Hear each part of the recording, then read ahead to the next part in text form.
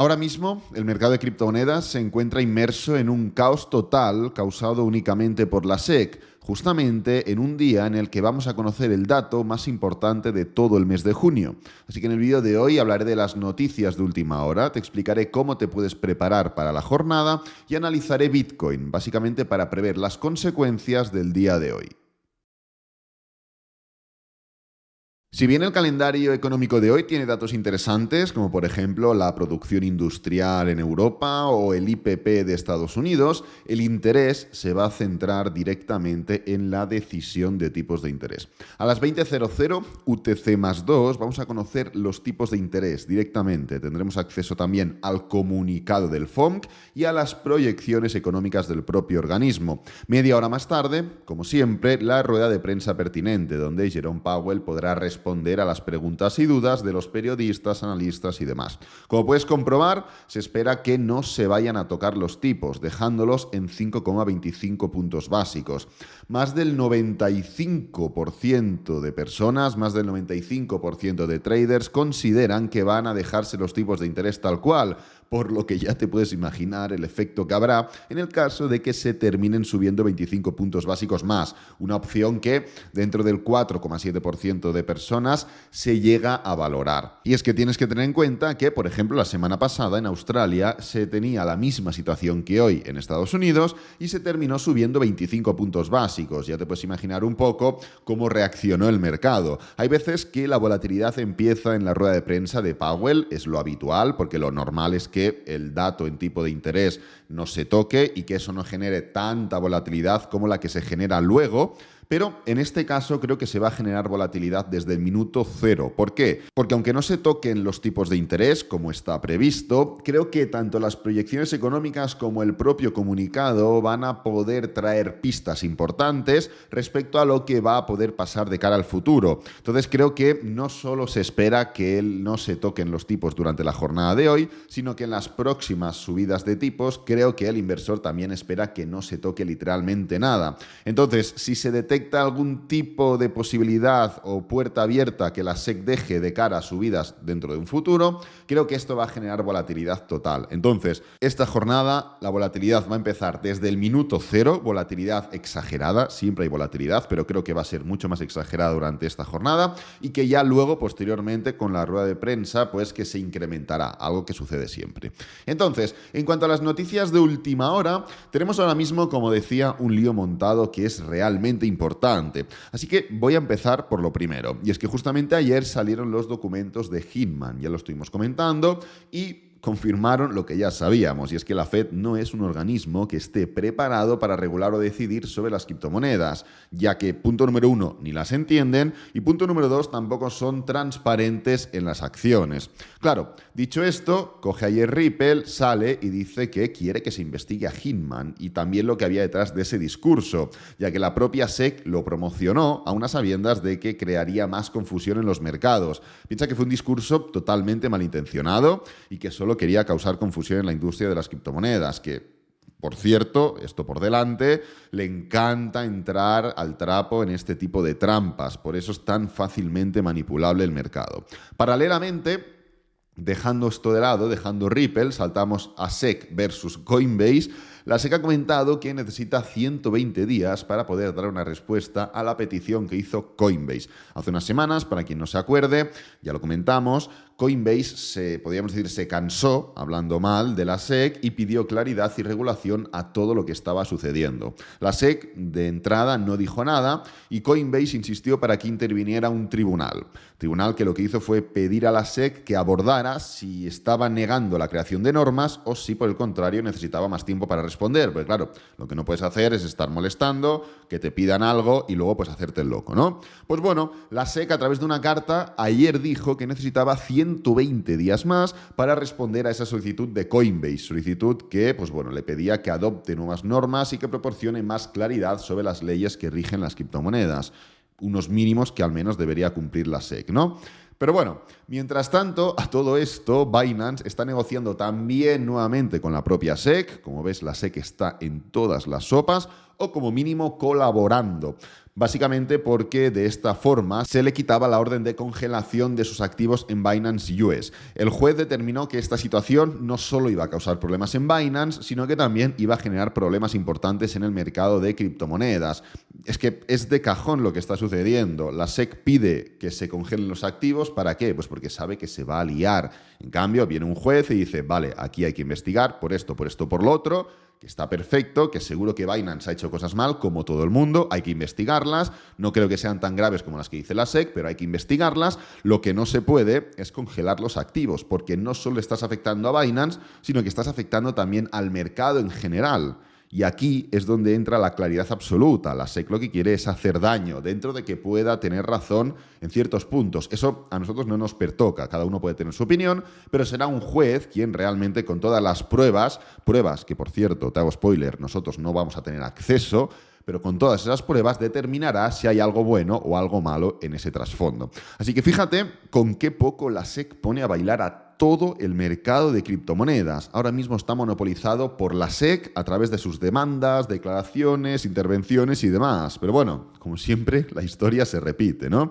Así que nada, dejo por aquí las noticias de última hora y voy directamente a por el análisis de Bitcoin de hoy. Hoy únicamente vamos a tratar Bitcoin, ya hemos tratado el S&P 500, oro, eurodólar y otro tipo de activos. Ayer mismo analizamos Ripple, analizamos también Binance y demás. Hoy vamos a hablar únicamente de Bitcoin para contextualizar un poco. Eso sí, quiero hacer una pequeña comparación entre Bitcoin y el mercado de acciones, justamente referente al día de ayer. Y es que cuando salió el IPC en Estados Unidos, por cierto, el dato general salió más positivo de lo esperado y el dato subyacente salió tal cual se esperaba. Fíjate cómo el mercado de entrada lo que hizo fue un movimiento al alza que exageró las acciones o los activos que estaban subiendo, se vieron un poquito más ayudados por ese dato, y los que estaban un poco en duda, se tornaron en positivo, ¿no? Bueno, Bitcoin lo que hizo fue dar un primer movimiento alcista, una primera toma de contacto positiva, para posteriormente darse completamente la vuelta. Esto es una vela de 4 horas, ¿ok? Con lo cual, evidentemente, engloba 4 velas horarias. ¿Qué es lo que pasó con el mercado de acciones? ¿Qué es lo que pasó con los índices tradicionales? Pues bueno, si nos fijamos, por ejemplo, en el S&P 500 sucedió todo lo contrario. El precio directamente siguió y siguió y siguió.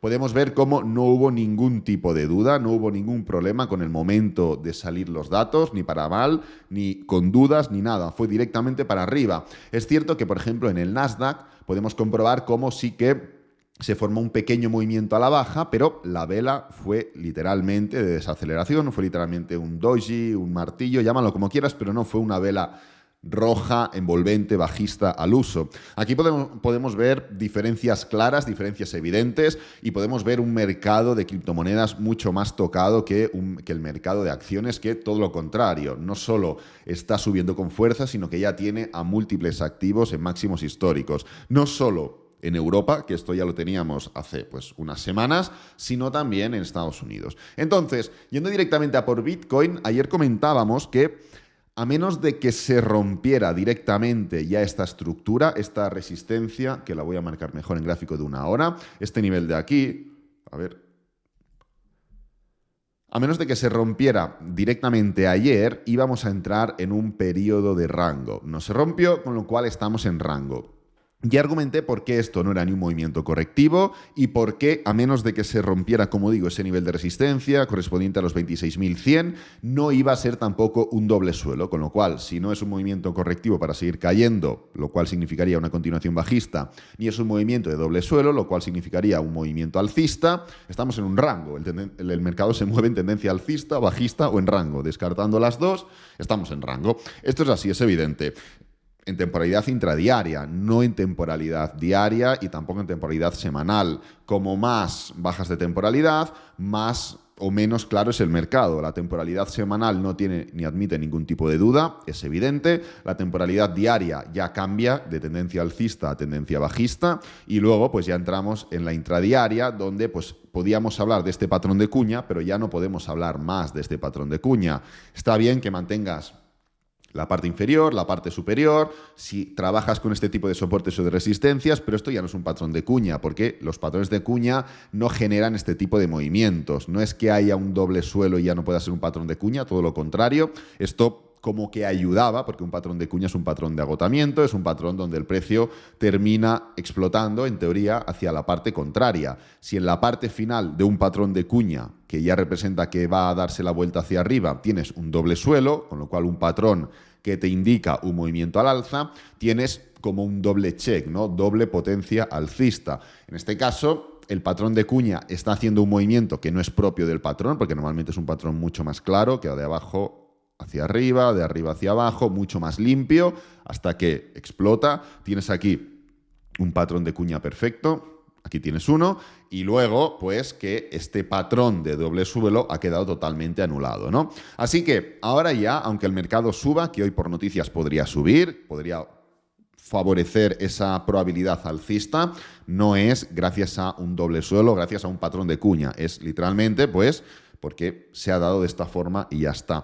¿Qué es lo que tenemos que controlar? ¿Cuáles son los niveles importantes? A ver, literalmente en lo que nos tendríamos que focalizar es ya dejar de lado nuevamente el gráfico intradiario porque está generando ruido totalmente innecesario y focalizarnos en la estructura de este canal. Oye, ¿que te genera confusión? Tienes dos opciones. Opción número 1, ponerte el gráfico así, te vienes aquí arriba en TradingView, le clicas, gráfico lineal y ya está, y lo analizas de esta forma.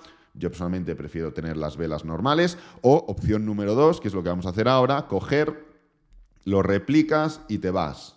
Te vas de aquí y lo analizas de esta forma. De esta forma, pues bueno, vas a tener menos ruido y más claridad en el análisis. Entonces, esto es una estructura de canal. No hay ningún tipo de duda. Es una estructura que sigue siendo un movimiento ascendente. Es un canal descendente, pero precisamente porque es un canal descendente, el target es el principio del canal, con lo cual el inicio, que significaría el nivel de los 31.000 en el momento en el que se rompa.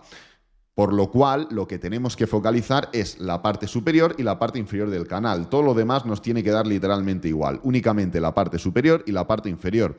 ¿Por qué la parte inferior? Porque la parte inferior no solo dejaría atrás esa estructura de canal, sino que también anularía un poco toda la proyección, alcista que tenemos en gráfico semanal, de impulso, pullback y posible continuación. Piensa que justamente por aquí hemos hecho el impulso, estamos haciendo el pullback en gráfico semanal, tenemos la media móvil de 50 semanal, tenemos la bull market support band, tenemos la parte de la cuña, el mercado viene por aquí, hace una cuña, tal, y luego se levanta, pues la parte de la cuña también está por aquí. Esta ruptura a la baja de la estructura de canal pondría en jaque toda esta proyección alcista del movimiento. Entonces, el día de hoy, como no es previsible, no es predecible, porque no sabemos qué va a salir en el mercado, qué va a salir en tipos de interés, ni tampoco sabemos cómo va a reaccionar el inversor a eso. Podremos hablar con el inversor durante la tarde, cuando sepamos los datos y veamos cómo reacciona el mercado. Como no podemos predecir eso, sería inventárnoslo, lo único que podemos hacer es marcar consecuencias derivadas de movimientos. Entonces, si se rompe a la baja por noticias negativas, pues bueno, habrá que vigilar mucho el cómo se forma esa ruptura, el que el día de mañana tenga continuidad, etcétera, etcétera. Básicamente porque, como digo, pone en jaque toda esta estructura y todo este gran patrón alcista que tenemos en gráfico semanal. Si el mercado se levanta con fuerza y puede atacar la parte superior del canal, pues ver si está preparado para esa ruptura. El mensaje de todo esto es que la estructura sigue siendo de canal, que dejemos de lado el gráfico intradiario, que nos focalicemos en la estructura semanal y que tengamos en cuenta en qué momento un movimiento alcista o un movimiento bajista pone en jaque toda esa estructura semanal. Entonces, vamos a ir y a comentar ya para finalizar los niveles importantes. El nivel determinante son los 25.100, 25.200, porque es un nivel de soporte resistencia interesante en gráfico diario y porque es la parte inicial de este patrón de cuña. En términos semanales, es literalmente donde ya estamos. Vamos a poner la Bull Market Support Band de nuevo. Aquí la tenemos. El gráfico semanal ya está en zonas de soporte, ya está. O sea, ya hemos llegado. Desde aquí perfectamente ya podría arrancar. No creo que arranque o hasta que no rompa la parte superior del canal, como digo, o hasta que esto no se torne en otra historia y pueda finalizar todo este movimiento bajista al alza, ¿ok? Así que nada, muy sencillo el análisis de hoy, es básicamente tener en cuenta la importancia del día, respetarlo como se merece, que no haya ningún héroe que quiera, pues bueno, hacer su trade o hacerse el mes con noticias, porque normalmente sale mal. Y una vez tengamos noticias, podremos entender que esto es muy importante, entender qué es lo que piensa realmente el inversor, porque el gráfico es la consecuencia y el consenso de lo que piensa todo el mundo. Como puedes ver, ¿por qué estamos en rango estos últimos días? Pues porque hay dudas, hay un dato importante, tenemos más datos esta semana y el inversor y trader no se la quiere jugar, genera dudas. Pues oye, cuando tengamos ese dato podremos ver realmente si las caídas han sido previendo un dato negativo, un dato positivo o qué es lo que ha sucedido. En base a ello podremos tomar decisiones. Así que nada, dejo el vídeo por aquí. Lo que sea, seguramente esta tarde haga vídeo, si es que hay alguna cosa que comentar. Si no, pues evidentemente no. Espero que este vídeo te haya gustado, que te haya servido, que es lo importante. Si es así, dale me gusta, suscríbete, compártelo con amigos, con la familia y nos vemos en el próximo vídeo. Adiós.